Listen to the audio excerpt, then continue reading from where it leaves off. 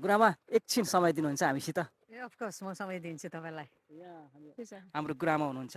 गुरुआमा आज हामी यो पर्यटक स्थल ले भविष्यमा थुप्रै सम्भावनाहरू बोकेको ठाउँ यो हजुर बेतगडामा छौँ। हजुर अनि यस ठाउँबारे केही भनिदिनुहोस् र आज हामी वनभोज खेल्न आएको छौँ हजुर पिएमएसको परिवार हजुर हामी भनिदिनुहोस्। पिएमएसको परिवार आज हामी यहाँनिर यो गुल्मा खोलाको किनारमा छौँ। गुल्मा खोलाको यो किनारमा बेतगेडा, सिङ्गी झोडा, तोरीबारी, इटाभट्टा जस्ता सासाना गाउँहरू जोडिएको छ र एउटा सुन्दर परिवेश बनिएको छ। यहाँनिर धेरैजना घुम्न आउने, धेरैजना यस्ता मनोरञ्जन गर्न आउने साथीहरू यहाँ भेटिन्छ र हजुर उहाँहरूले आफ्नो समयलाई हजुर एउटा अत्यन्त सुन्दर समय यहाँ बिताएर जानुहुन्छ र हजुर हामी पनि आज यहाँ जोडिएका छौँ परिमल मित्र स्मृति महाविद्यालयका केही साथीहरूसँग। हजुर हजुर अनि यो ठाउँ जति मनोरम छ नि, भविष्यमा अझै बढी यसका सम्भावनाहरू छन्। हजुर हामीलाई लाग्छ यसले अझै अर्को एउटा सुनौलो समय हामीलाई दिनेछ र निश्चय पनि हामी निश्चय। हामी यहाँका पानी, यहाँका माटो, यहाँका ढुङ्गासँग रमाइलो गरिरहेका छौँ